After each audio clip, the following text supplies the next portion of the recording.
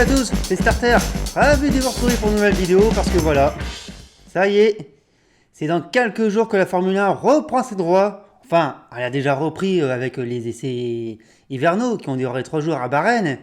Il a fait beau, c'était un peu sableux aussi. On va donc parler de cette nouvelle saison de Formule 1 qui va être un peu l'événement majeur de la chaîne, comme toujours. On va parler du calendrier qui pourrait être encore chamboulé. On va parler des équipes, de mes avis bien sûr. On va également parler de ce qui va changer cette année dans le règlement technique et aussi sur la ligne Grand Prix. Il y aura quelque chose de très particulier. Et surtout comment regarder le championnat bien sûr. Et pour commencer la vidéo, on commence par le calendrier. Il y a beaucoup de choses à dire à ce sujet. On y va. Le calendrier, le voici, il s'affiche, faites pause pour le regarder dans le détail. On ouvre la saison à Bahreïn dès le 28 mars avant d'attendre la mi-avril pour revenir en Europe à Imola. Ça enchaînera ensuite Portugal, Espagne, Monaco, l'Azerbaïdjan, le Canada, la France, l'Autriche, la Grande-Bretagne, la Hongrie juste avant la pause d'été. On reprend ensuite en Belgique, Pays-Bas, Italie, Russie, Singapour, Japon, États-Unis, Mexique, Brésil, Australie, Arabie Saoudite, nouveau rendez-vous. Et on terminera par Abu Dhabi. Alors on a un début de saison normal comparé sur les 5 dernières années sur une période 2015-2019. Parce que 2020, pour comparer, c'est pas évident. C'est la troisième fois que Bahreïn ouvre la saison après 2006 et 2010 sur la version longue du tracé. Et surtout, c'est un retour très rapide en Europe. D'habitude, ça a lieu au mois de mai avec le Grand Prix d'Espagne. C'est bien simple, la dernière fois on est revenu très rapidement dans les dernières années, c'était le 27 avril 2008 pour le Grand Prix d'Espagne d'ailleurs. Encore plus tôt, il fallait remonter à l'an 2000 avec le Grand Prix du Saint-Marin le 9 avril 2000 à Imola. Alors, on pourrait encore remonter plus loin dans les anciens calendriers, mais très honnêtement, ça n'aurait plus rien à voir. Donc ensuite, vous avez pu voir un enchaînement classique jusqu'à la Hongrie. Il y a juste la série Azerbaïdjan-Canada qui peut être en question.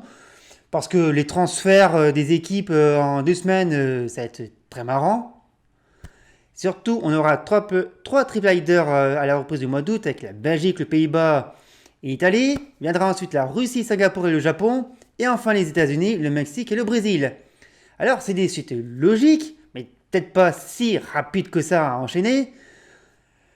Mais honnêtement, ça peut être des idées pour des futurs calendriers, pour essayer de régionaliser le calendrier pour qu'on reste dans le même secteur planétaire, si vous voyez ce que je veux dire. Et si on ouvre à Bahreïn, rassurez-vous, on ira malgré tout en Australie à Melbourne, qui est juste reporté en fin de calendrier, comme à la bonne vieille époque avec Adélaïde. Par contre, on n'y est jamais allé aussi tard. On peut aussi noter le retour d'Imola et de Portimao au Portugal. On espère bien sûr voir Zandvoort et son fameux banking. Et aussi ce nouveau rendez-vous avec Jeddah en Arabie Saoudite, avec un tracé qui n'est dans les médias pas encore connu. Mais on attend de voir comment ce circuit urbain sera présenté. D'ailleurs, les circuits urbains, quid des rendez-vous de Monaco, de Bakou, Montréal, qui vont arriver très vite. Avec la crise du Covid-19, bien sûr, on peut se poser des questions. Mais déjà, à Monaco, le montage des installations a très bien débuté pour accueillir les 3 rendez-vous en principauté. Enfin, les 3 rendez-vous, les 2,5 je dirais, parce que la Formule 1 et le Grand Prix historique, c'est sûr. Par contre, la Formule électrique, on n'est pas encore sûr de les voir en principauté. Il y a aussi le Grand Prix d'Azerbaïdjan, où ça va se dérouler à huis clos. Et puis, il y a encore la confirmation du Grand Prix du Canada. D'ailleurs, ce Grand Prix du Canada, il sera intéressant à suivre par la suite. Il faut aussi noter que cette année, on aura 4 courses de nuit ou en semi-nocturne. Ça fait beaucoup. Voyez ce prestige de l'exception du rendez-vous nocturne qu'on a eu à Singapour en 2008, il commence un peu à se perdre. Alors Singapour, Abu Dhabi, c'était un événement à chaque fois. Il y avait Bahreïn aussi, ça allait encore.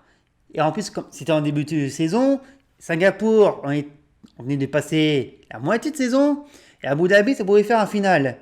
Mais là, rajouter Jeddah, qui sera aussi en nocturne, ça devient banal en fait. Limite, autant faire tous les Grands Prix de nuit, ça serait une formalité. il y a ce côté prestige de l'événement qui se perd. D'ailleurs, à ce propos, on peut quand même noter qu'on a 23 courses de prévues cette année. Si tout va bien, bien sûr. D'ailleurs, 23 courses, jamais le calendrier n'aura été aussi long, mais aussi, si on arrive à faire, enfin, si la Formule 1 arrive à faire ces 23 courses sans accroc, ça sera génial. Ça sera une vraie victoire face à la pandémie. Mais bon, on n'y est pas encore. Et de toute façon, ça se voit dans le calendrier juste à partir de la Belgique, où comme je vous l'ai dit, on enchaîne 3 triple headers, 3 fois 3 rendez-vous. Parce que c'est vraiment une possibilité pour les organisateurs d'un Grand Prix, pour les promoteurs et surtout pour les équipes, d'avoir un calendrier stable après l'été. C'est tout simplement logique. Peut-être que dès le Grand Prix de Bahreïn jusqu'au Grand Prix d'Hongrie, on aura sûrement des courses qui seront annulées. Peut-être la moitié, voire presque tous au pire des cas. Personne ne peut le dire pour l'instant. Donc, ce regroupement, cet enchaînement d'un Grand Prix, c'est peut-être pas déconnant. Peut-être qu'on pourrait ne pas retrouver un calendrier exceptionnel comme en 2020, qui était très particulier. Mais, je vous le dis, on n'est vraiment pas à l'abri avec cette pandémie qui nous gangrène la vie au quotidien. Voilà, ça sera à surveiller. La grille de départ, il y a des nouvelles équipes, il y a de nouveaux pilotes, il y a 3 rookies cette année, ça va être très intéressant à suivre de ce côté-là. Et pour la présentation et les avis, eh bien on va commencer tout d'abord par les champions du monde. On va commencer avec Mercedes et ses pilotes qui, hop là, surprise, ils sont là, Lewis Hamilton et Valtteri Bottas, le duo de l'équipe allemande depuis 2017. C'est peut-être aussi la dernière année que nous l'aurons. Oh que oui! Lewis Hamilton a prolongé que pour une seule année et Valtteri Bottas est en fin de contrat également. On est peut-être à la fin d'un âge d'or et ça sera intéressant à suivre. Sir Lewis Hamilton, parce que oui, il est Sir maintenant, c'est toujours et encore une fois le grand favori de l'année, en quête d'un 8e titre et deux autres records. Sa concurrence n'est pas au rendez-vous bien sûr.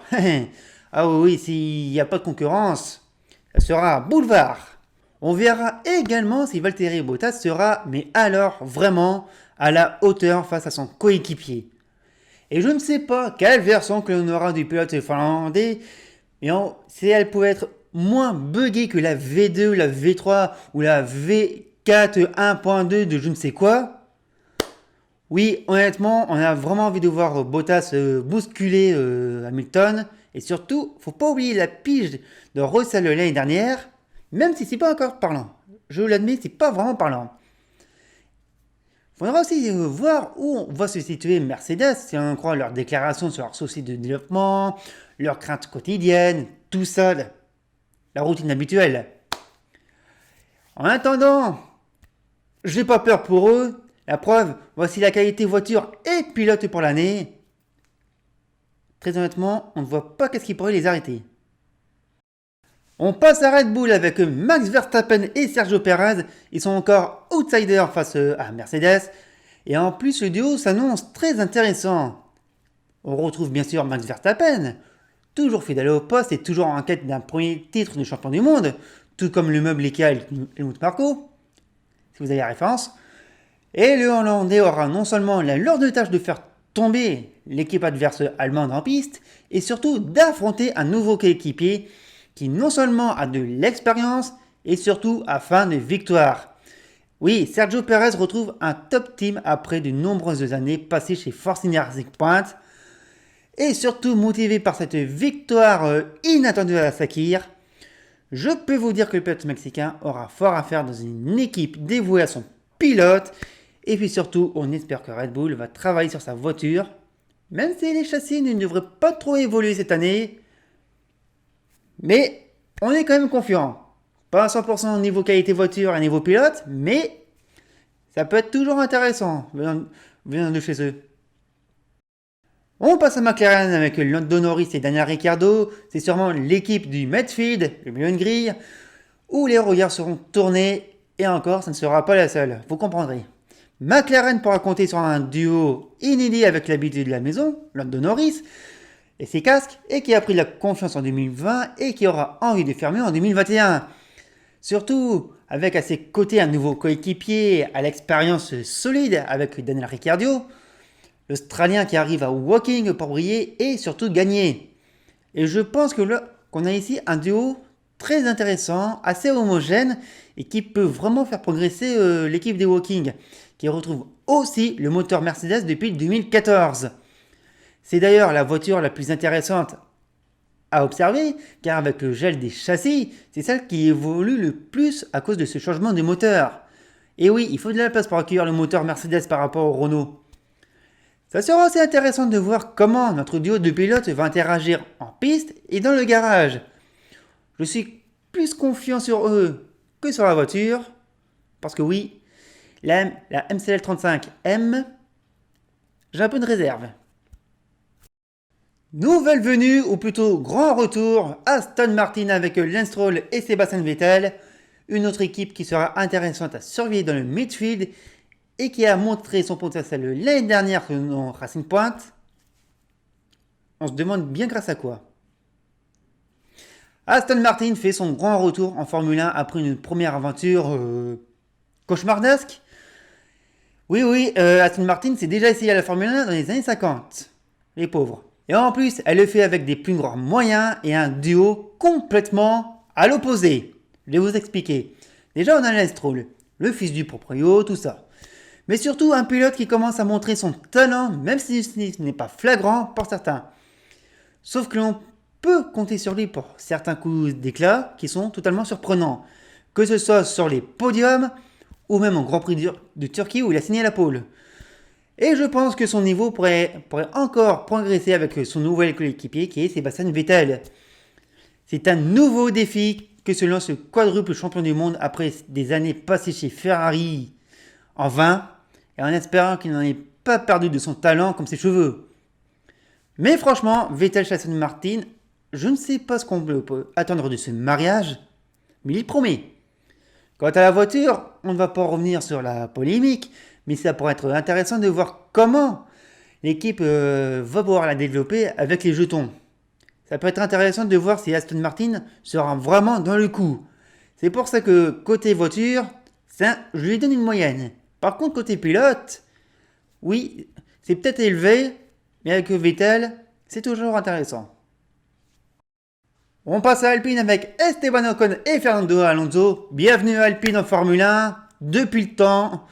Oh oui, depuis le temps.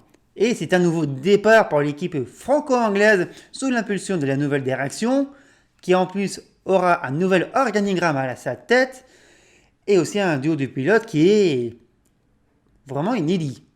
On retrouve bien sûr Esteban Ocon dans l'équipe qui a mis du temps à reprendre ses marques sur un grille, mais qui a quand même retrouvé sa vitesse et en plus, galvanisé par son premier podium à Sakir et aussi du nouveau projet Alpine, je pense que l'on pourra compter sur lui. Et surtout, il aura à ses côtés une grande figure d'Enston avec Fernando Alonso. À 39 ans et 12 ans, l'Espagnol fait son retour en F1 avec la structure qu'il a couronnée en 2005 et 2006, avec laquelle il a écrit les meilleurs moments de sa carrière. Oh que oui. Malgré tout, je suis un peu pessimiste de ce retour de l'Espagnol, lui qui s'est tourné vers d'autres défis. Il faudra voir sur les premières courses si son talent sera encore présent. Et surtout si Alpine sera à la hauteur de toutes les attentes qui reposent sur ses épaules, et aussi à une concurrence du midfield qui est totalement coriace. C'est pour ça que la moyenne est égale pour la voiture et les pilotes. J'attends un seul résultat, celui de la piste. On passe un petit moment en Italie, d'abord avec Ferrari, Charles Leclerc et Carlos Sainz. Et oui, on va commencer par la grande Scuderia. Ah, quel calvaire cette année 2020, non? On avait des doutes dès les premiers essais hivernaux, mais personne ne s'attendait à un tel déficit dès l'ouverture en Autriche. La Scuderia est en recherche d'un vrai renouveau et on espère qu'il sera porté par ses pilotes jeunes et ambitieux chacun. Charles Leclerc, qui a pris progressivement le leadership au sein de l'équipe, devra guider et redresser une équipe qui s'est totalement perdue, qui mise surtout sur lui pour retrouver le succès. Cela ressemble plus à Mission Impossible pour le Monégasque, qui a su malgré tout tirer profit de certains moments pour de bons résultats l'année dernière, et aussi un œil critique très dur sur lui-même. Oh que oui, il n'a pas fait semblant pour juger ses propres performances. À ses côtés, on retrouve Carlos Sainz, l'un des transferts surprises de l'an passé, et qui a à cœur aussi de faire remonter Ferrari au plus haut. Après quand même 2 années passées chez McLaren avec qui il a signé d'excellents résultats. Oh que oui, il rajeunit également la moyenne d'âge des pilotes de Ferrari, qui était pendant des années plus axée sur l'expérience que sur la jeunesse. Et très honnêtement, j'ai envie d'être confiant pour Ferrari, vraiment. Et même si le duo de pilotes peut nous rassurer, on peut quand même émettre 2 doutes. La voiture, voilà, et la gestion de l'équipe, qui va être surveillée dans le moindre détail. Surtout dans le plateau du midfield qui sera coriace cette année.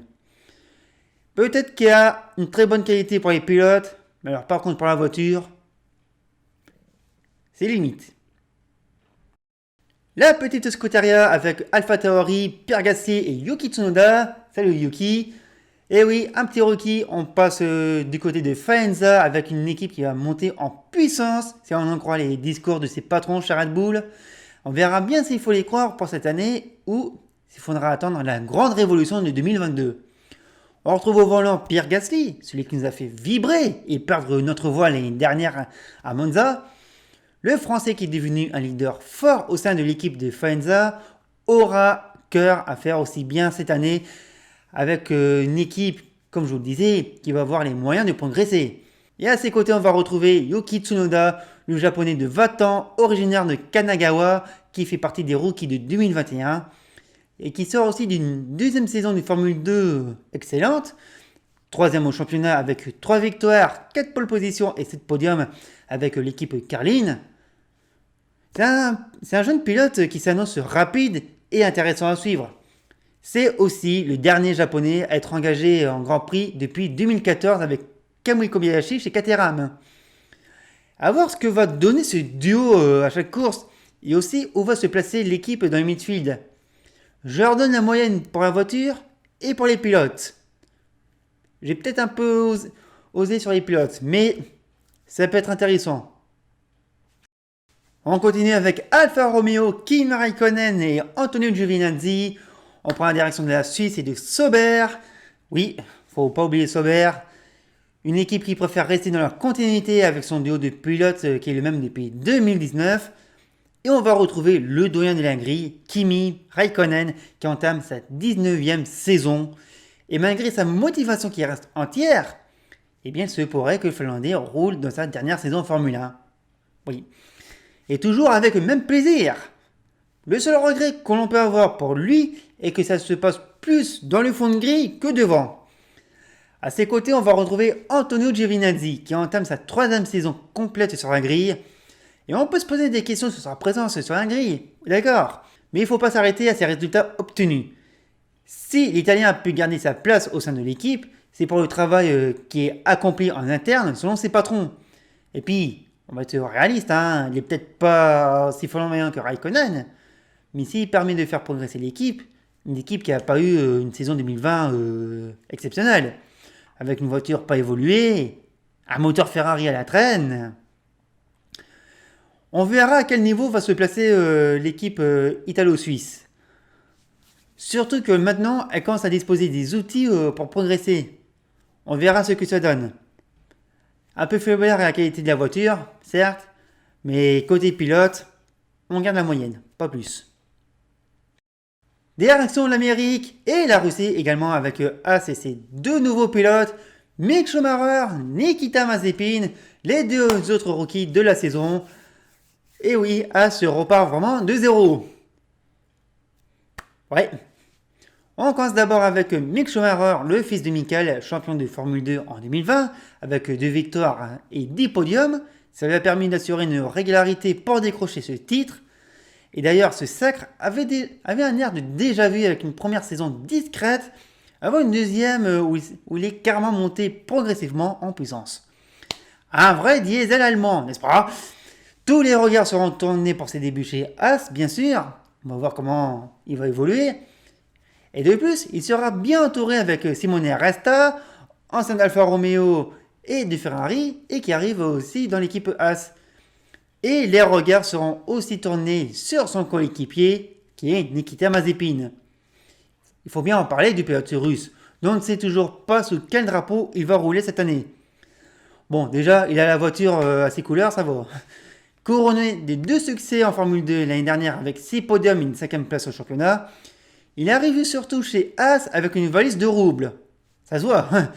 Et côté pilotage, on a vu beaucoup mieux.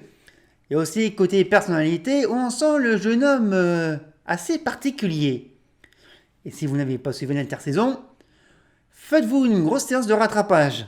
En toute modestie, personne n'attend rien de As. Mais alors rien du tout. Ils devront faire mieux que les 2 anciens pilotes qui étaient Romain Grosjean et Kevin Magnussen. Et surtout avec une voiture qui va pas évoluer. Ou alors très peu. Ça va être compliqué. La preuve, la qualité, on n'est pas loin du zéro. Et on termine la grille avec Williams et ses 2 pilotes, George Russell et Nicolas Latifi. Une équipe Williams qui rentre dans une nouvelle ère. C'est déjà un peu le cas depuis septembre l'année dernière. Mais c'est la première année où l'équipe de Grove va vivre sans sa famille fondatrice. Et on sent que ça fait du bien pour eux, elle qui n'a jamais perdu le moral sur les circuits. Si vous n'avez pas suivi les présentations d'avant-course l'année dernière, c'était très animé chez eux. Côté pilote, on retrouve George Russell qui entame sa 3e saison au sein de l'équipe. Le jeune Britannique évolue vite et il est capable de bons coups d'éclair en piste, à condition d'être récompensé à la fin bien sûr, ce qui est un peu péché pour lui. Mais on repense surtout à son erreur d'Imola. Oh que oui, a été terrible cette erreur. Mais il devrait sûrement passer un cap cette année. Et de ce qu'il a montré le temps d'un one-shot avec Mercedes, on est très confiant pour lui. Oh oui. À ses côtés, on retrouve Nicolas Latifi, 2e Canadien de la grille, qui a eu une première année discrète et timide. Mais il faut noter qu'il était toujours à l'arrivée l'an dernier. On compte que 3 abandons pour lui en 2020. Ouais, c'est très peu. On en attend plus de sa part cette année en élevant son niveau. Et pourquoi pas se rapprocher de son coéquipier. Et pourquoi pas décrocher des points également. On en attend beaucoup de Williams cette année. Et depuis le rachat en été dernier et des dernières annonces, on peut être vraiment optimiste pour Grove. Et si vous trouvez la moyenne des pilotes faibles, comme la voiture, eh bien je ne compte pas la pêche de Russell à Sakir. Oh que non. On va se pencher sur les changements de 2021 et on va d'abord commencer par le règlement technique. Alors, si les voitures 2021 sont a fortiori les mêmes qu'en 2020, il n'empêche que des modifications techniques qui seront visibles. La plus voyante sera l'arrière des fonds plats, qui ces dernières années étaient taillés et retravaillés par les équipes. Voyez la photo. En 2021, c'est terminé. Plus de fentes ou autre entaille sera acceptée dans cette zone. Et de plus, cette partie ne sera plus rectangulaire, mais elle aura carrément une découpe triangulaire. L'objectif de cette modification est de réduire la force d'appui générée à cet endroit. Et si on veut vraiment aller dans le détail du règlement, on peut noter des retouches au niveau du diffuseur et des étriers du frein arrière. Ah oui, les équipes cherchaient vraiment tous les moyens pour chercher de l'appui sur le train arrière. Eh bien ça, c'est limité. Et encore, de ce qu'on a vu de ce qu'a sorti Mercedes aux essais à Bahreïn, ils ont peut-être trouvé quelque chose. Autre changement dans le règlement, c'est le temps en soufflerie qui est limité ou augmenté cette année. Pour faire simple, voici le tableau de cette échelle sur les essais aérodynamiques. Alors comment ça marche ? Plus vous finirez haut au classement des équipes, moins vous aurez de temps de soufflerie. Et inversement, si une équipe termine dernière au championnat, elle disposera de plus de temps de soufflerie. Cette échelle se base sur le classement de la saison précédente, 2020 donc. Cela veut dire que l'équipe championne du monde disposera de moins de temps de soufflerie en 2021 pour travailler sur sa voiture de 2022. Et quand je parle de soufflerie, ça inclut les tunnels et la CFD. Ça sera très intéressant à suivre, surtout avec le nouveau règlement qui arrive l'année prochaine. On note aussi l'augmentation du poids des voitures, passant de 746 kg en 2020 à 752 kg cette année. Il y a aussi la rétro-ingénierie qui sera plus contrôlée qu'auparavant pour éviter toute affaire Mercedes sur Racing Point, mais rien n'empêche les équipes de copier sur les autres techniquement parlant. Non, ça, c'est toujours possible. Mais de ce qu'a fait Racing Point et Mercedes l'année dernière, une rétro-ingénierie complète avec photo 3D et échange de données, ça c'est terminé. Le DAS également est interdit cette année, dommage.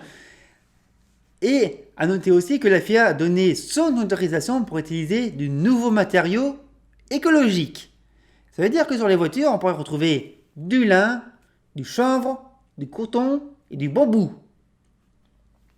Ça, sur une Formule 1, je demande à voir. Je ne sais pas comment les équipes vont gérer, mais je demande à voir. Autre nouveauté majeure cette année, c'est la mise en place des budgets plafonnés. Il est de 145 millions de dollars en 2021, avant qu'il passe à 140 millions en 2022. L'objectif est d'éviter que les équipes flambent inutilement leur argent dans la course au développement. Je pense à Ferrari dessus qui a eu cette brillante idée en 2020, si vous voyez ce que je veux dire. Ce budget à respecter pour la gestion du fonctionnement des équipes sur l'année a malgré tout quelques exceptions. Déjà, il ne prend pas en compte le salaire des pilotes. Il ne prend pas en compte non plus les 3 plus hauts salariés. Toto Wolff, Davide Brio, Binotto, tout ça.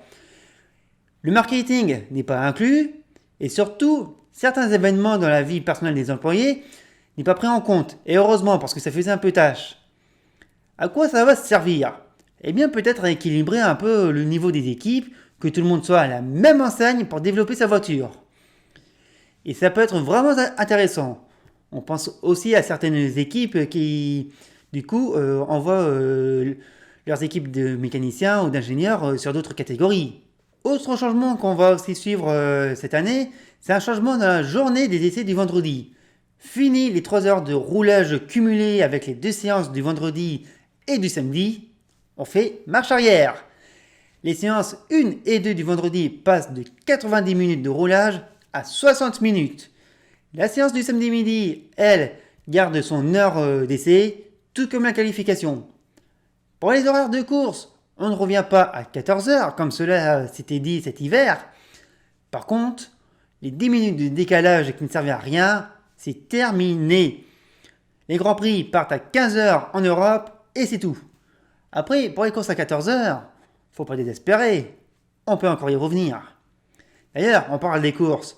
On va évoquer un sujet brûlant avec cette idée de con. Oui, autant le dire les choses, c'est une idée de con. Et pourtant, la F1 testera sur 3 courses, voire plus, les courses sprint le samedi après-midi en place et lieu des qualifications. Pour l'instant, les courses concernées sont Montréal, Monza et Silverstone. On aura donc des tracés rapides et classiques qui serviront de cobayes pour ces courses sprint. Et ça ne va pas vraiment aider pour savoir si c'est une bonne chose de ce nouveau format. On aurait plutôt voulu voir ce type de courses sprint sur des circuits urbains ou des grands prix un peu chiants, genre le Castellet ou Sochi. Alors, comment ça va se dérouler ? Prenez des notes. On sait qu'une séance de qualification aura lieu le vendredi pour définir la grille de départ de la course du samedi. La course, qui va durer au maximum 30 minutes ou 100 km de roulage, donnera un résultat qui fera office d'une grille de départ pour le dimanche. Il n'y aura pas de podium le samedi et il est possible que des points soient attribués. Alors pour le moment, on n'a pas encore plus d'informations sur les allocations pneumatiques, les pénalités mécaniques et sportives. L'attribution des points, j'ai évoqué, mais c'est encore flou pour l'instant. Et aussi le parc fermé entre les 2 courses. En gros, on va se retrouver avec de la Super Formule 2 ou de la Super 208 Racing Cup. Voilà, c'est... En tout cas, ces courses sprint ou qualif sprint, on en reparlera quand elles auront lieu. Et surtout, des résultats et conséquences qu'on a obtenus. J'évoquais les pneus. Avec la crise sanitaire, Pirelli a décidé de changer la donne sur les allocations des pneus pour les week-ends de course. Terminer la quantité au choix selon les pilotes, tout le monde sera à la même enseigne. Ils recevront pour un week-end de course 2 trains de pneus durs, 3 trains de pneus médium et 8 trains de pneus soft. De ce fait, le manufacturier italien a lancé son calendrier des composés amenés à chaque course. Ça a bien changé les calendriers Pirelli. Et d'ailleurs, en parlant de calendrier, ils en ont profité pour en sortir un autre, celui des séances d'essai pour les pneus 18 pouces de 2022. Et oui, ça sera des programmes chargés qui aura lieu principalement après les week-ends du Grand Prix. Il y a même une séance de prévue à Maneco au mois de septembre. Si vous n'avez pas quoi faire dans le coin à ce moment-là. Et en plus, il y aura un jeune espagnol avec une Alpine qui va y rouler. Ça peut être intéressant. Et on va finir avec la diffusion télé et radio. Enfin radio. Pour suivre l'intégralité du championnat à la télé, on pourra compter une nouvelle fois en France sur Canal+, qui diffuse le championnat dans son intégralité depuis 2013. Julien Febvreau et Jacques Villeneuve seront toujours aux commentaires, avec sur le terrain dans les magazines Laurent Dupin, Margot Lafitte, Franck Montagny et Luc Duval. Et peut-être même d'autres pilotes s'ils veulent passer. On attend aussi une confirmation de TF1 qui pourrait diffuser certains Grands Prix cette année, comme le Grand Prix de France, obligatoire chez nous, et le Grand Prix de Monaco. C'est peut-être les seules courses qui seront assurées dans les médias. Faudra aussi attendre septembre voire octobre pour avoir 2 autres courses à l'antenne gratuitement, avec une possible diffusion sur les antennes de TMC. Côté commentaire, on devrait retrouver Adrien Pavio et peut-être un nouveau Jean-Eric Vergne à ses côtés comme consultant. Du côté de nos amis belges, ça sera à suivre sur les antennes de la RTBF avec Gaëtan Vigneron aux commentaires pour la course. Il y aura bien sûr un week-end spécial pour le Grand Prix de Belgique, c'est normal. Et du côté de la Suisse, et oui pour nos amis suisses, ça sera sur les antennes de la RTS avec Fabrice Jaton au micro. Vous avez aussi l'option F1 TV qui non seulement vous permet de suivre toute la Formule 1, mais aussi la Formule 2, la Formule 3 et la Porsche Super Cup. Et peut-être les W Series cette année. Côté commentaires francophones, ce seront ceux de Gaëtan Vigneron. Et du côté radio, il n'y a plus personne en France. Et non, RMC a rendu les droits depuis quelques années maintenant. Et côté Belgique ou Suisse, j'ai pas plus d'infos. Si vous en avez, tant mieux. Hein. Merci à vous d'avoir suivi la vidéo, elle se termine. N'hésitez pas à commenter, à partager, à donner votre avis, vos attentes sur cette nouvelle saison du Formule 1, qui s'annonce quand même un peu particulière malgré tout. Starter, ça a retrouvé bien sûr sur YouTube. N'hésitez pas à vous abonner à la chaîne, la cloche pour les nouvelles vidéos. C'est aussi à suivre sur Twitter avec le compte @StarterDébrief. On se retrouve très prochainement pour les débriefs de Grand Prix de Formule 1. Des autres vidéos revenant sur l'histoire du sport mécanique et bien plus encore. On se retrouve très vite. Merci à vous, bravo et à bientôt.